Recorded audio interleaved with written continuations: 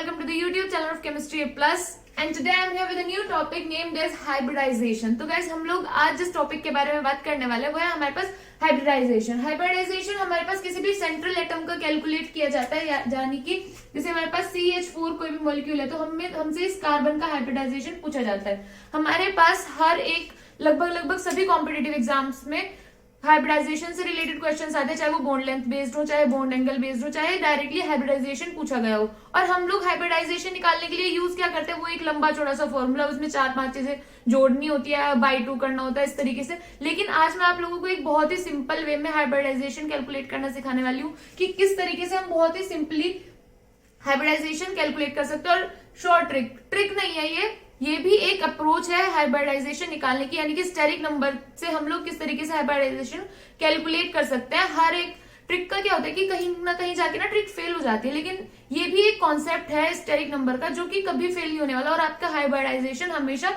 सही ही आने वाला है. तो हमारे पास क्या होता है स्टेरिक नंबर वाला फॉर्मूला, कि जो स्टेरिक नंबर होते हैं वो होते हैं हमारे पास number of single bonds plus number of lone pairs. तो ये होता है हमारे पास स्टेरिक नंबर का फॉर्मूला. यानी कि हमें सिर्फ दो चीजें पता होनी चाहिए कि हमारा जो सेंट्रल एटम है वो कितने सिंगल बॉन्ड्स बना रहा है और उसके पास कितने लोन पेयर्स हैं.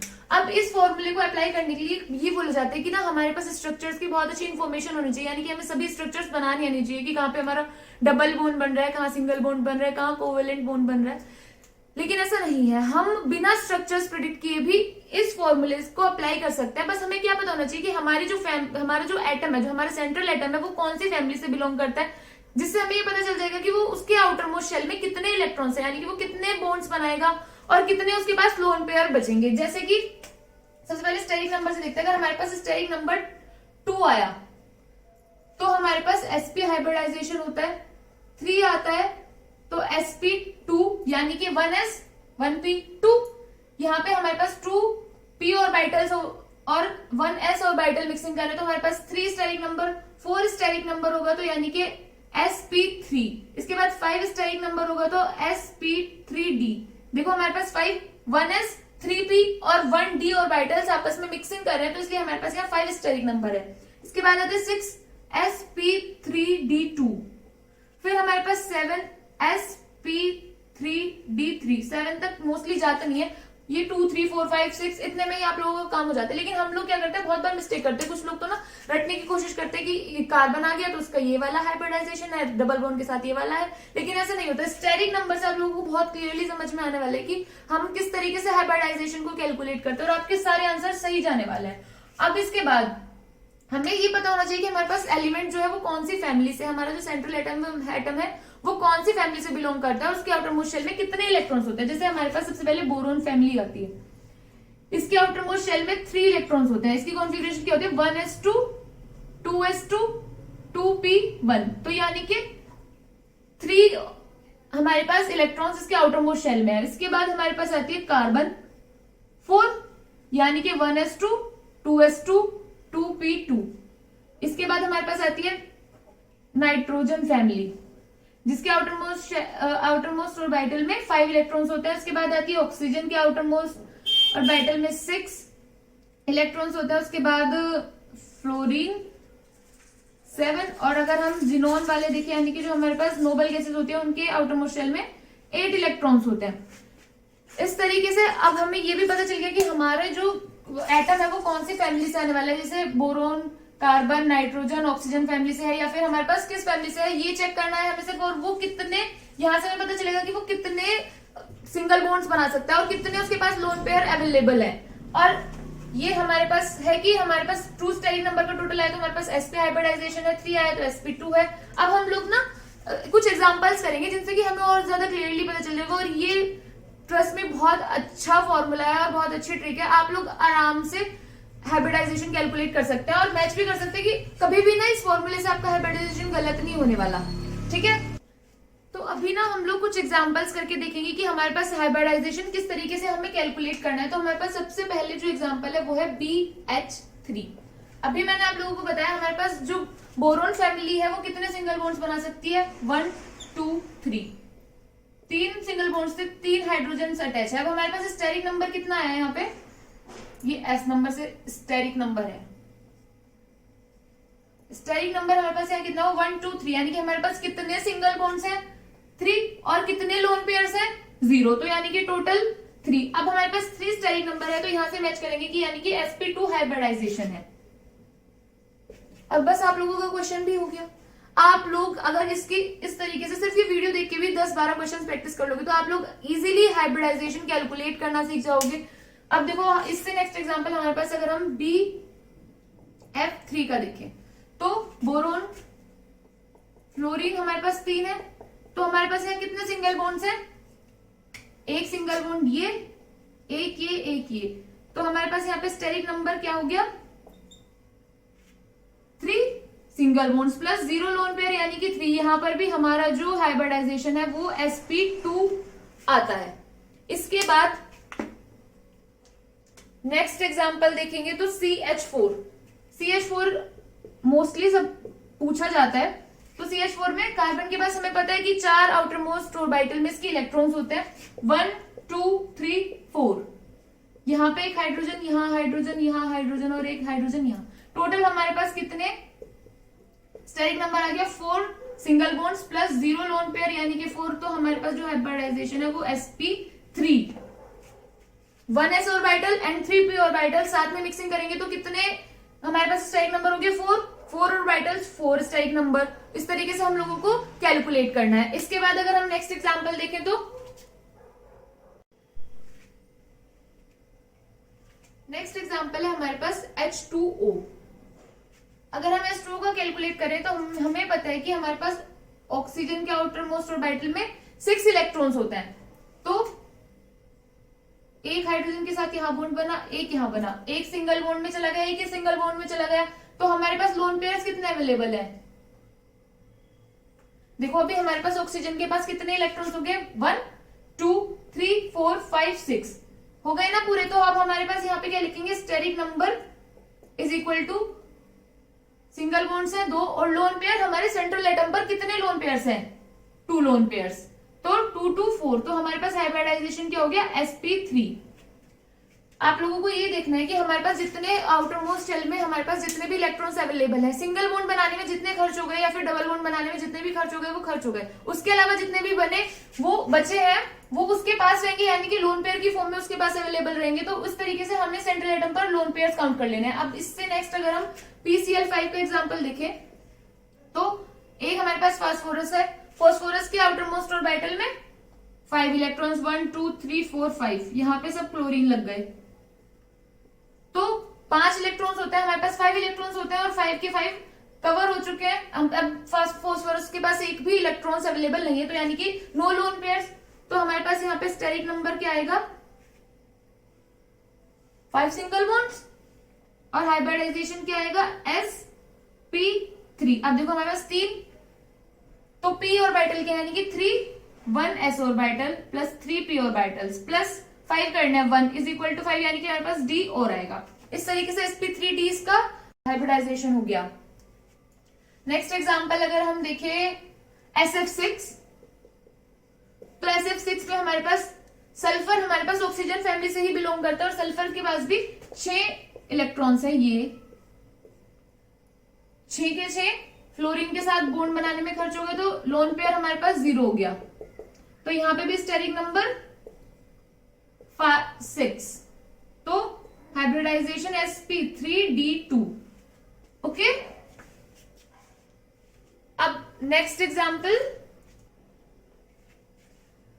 अब देखो हमारे पास दो बहुत फेमस एग्जांपल्स आते हैं, XeF4 एंड XeF2।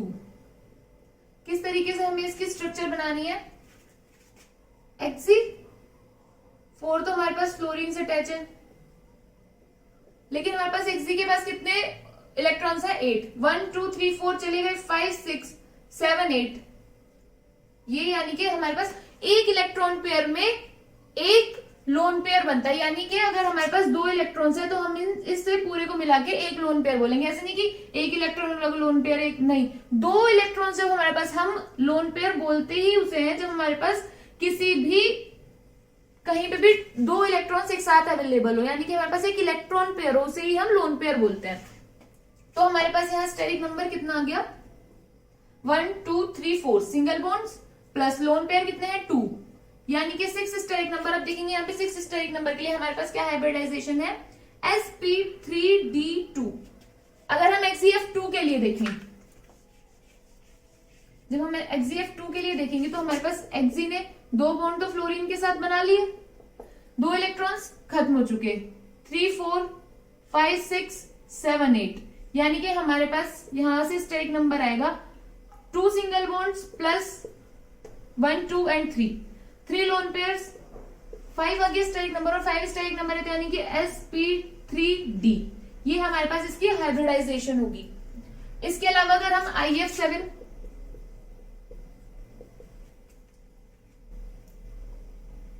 IF7 देखेंगे तो 1 2 3 4 5 6, आयोडीन के हमारे पास आउटर शेल में 7 इलेक्ट्रॉन्स होते हैं, 7 ही उसने बॉन्ड्स बना लिए, तो हमारे पास स्टेरिक नंबर जो गया वो हो गया 7 और जो हाइब्रिडाइजेशन हो गया वो हो गया sp3d3। इस तरीके से आपको क्वेश्चंस को सॉल्व करना है। इसके बाद SF4,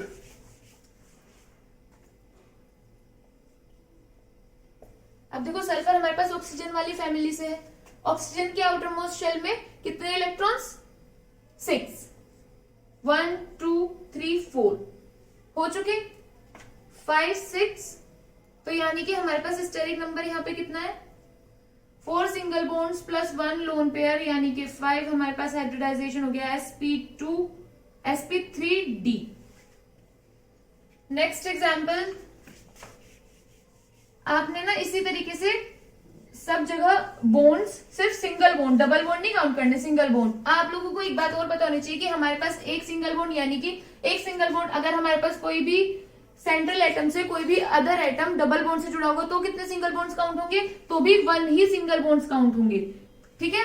अगर ट्रिपल बॉन्ड से जुड़ा होगा तो भी, क्योंकि हमारे पास सिंगल बॉन्ड में एक सिंगल बॉन्ड होता है, डबल बॉन्ड में एक सिग्मा और एक पाई होता है, यानी कि एक सिंगल बॉन्ड और एक डबल बॉन्ड। और ऐसे ही हमारे पास ट्रिपल बॉन्ड में होते हैं एक सिंगल बॉन्ड और 2 डबल बॉन्ड। इसके बाद नेक्स्ट एग्जांपल,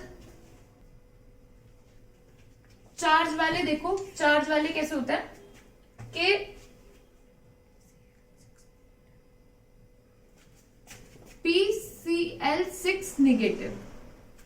अब देखो हमारे पास फॉस्फोरस है यहाँ पे सेंट्रल एटम, निगेटिव का मतलब है कि आपके पास एक इलेक्ट्रॉन बाहर से आया हुआ है, और पॉजिटिव का मतलब है कि आपने एक इलेक्ट्रॉन डोनेट किया हुआ है, यानी कि अगर हमारे पास कहीं निगेटिव साइन होगा तो हम उसमें +1 इलेक्ट्रॉन कर देंगे, और अगर हमारे पास कहीं पॉजिटिव होगा तो हम उसमें -1 इलेक्ट्रॉन कर देंगे।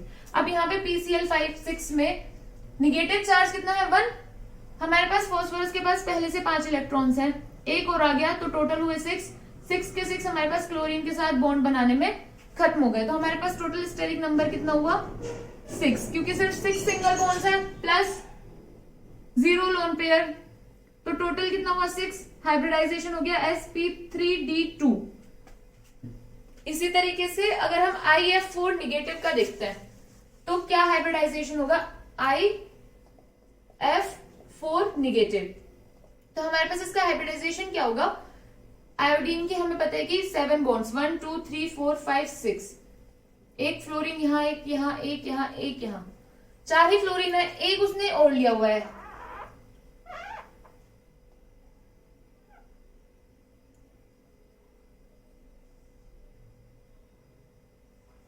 अगर हमारे पास सिर्फ IF4 देखे तो हमारे पास इतने कितने हो गए, 1 2 3 4 5 6 7, हमारे पास आयोडीन के जितने भी इलेक्ट्रॉन है वो कंप्लीट हो गई, लेकिन हमारे पास एक नेगेटिव साइन है, यानी कि हमारे पास एक इलेक्ट्रॉन बाहर से ऐड किया हुआ है, तो यहाँ पे हो गया लोन पेयर कंप्लीट। तो हमारे पास स्टेरिक नंबर कितना हुआ, 4 single bonds plus 2 lone pairs 6, तो हमारे पास टोटल 6 स्टेरिक नंबर, और 6 स्टेरिक नंबर के लिए हमारे पास sp3d2।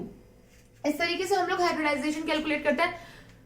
आई होप कि अब के बाद आप लोगों को हाइब्रिडाइजेशन कैलकुलेट करने में कोई भी प्रॉब्लम नहीं होने वाली है, क्योंकि हमारे पास वो जो लंबा चौड़ा फॉर्मूला होता है ना, वो कॉपीज के लिए तो अच्छा रहता है, हम लोग बार बार देखते हैं और लिख देते हैं, लेकिन जब हम लोग कहीं कॉम्पिटेटिव एग्जाम में बैठते हैं तो हमारे पास ये बेस्ट फॉर्मूला है स्टेरिक नंबर का। और अब तो आप लोगों को स्ट्रक्चर की भी प्रिडिक्शन की जरूरत नहीं है, क्योंकि आपको मैंने बता दिया कि जितने भी आउटर मोस्ट ऑर्बिटल में कितने इलेक्ट्रॉन्स है वो देखने से ही हम लोग क्या बना सकते हैं, स्ट्रक्चर बना सकते हैं। हमें सिर्फ एक आइडिया चाहिए यहाँ पे कि हमारे पास कितने सिंगल बॉन्ड्स हैं और कितने लोन पेयर्स हैं, उससे हमारा काम चल जाना है। और इस तरीके से अगर आप लोग हाइब्रिडाइजेशन को कैलकुलेट करते तो ना ही कभी मिस्टेक होगी और ना ही कभी आंसर आपका गलत आएगा।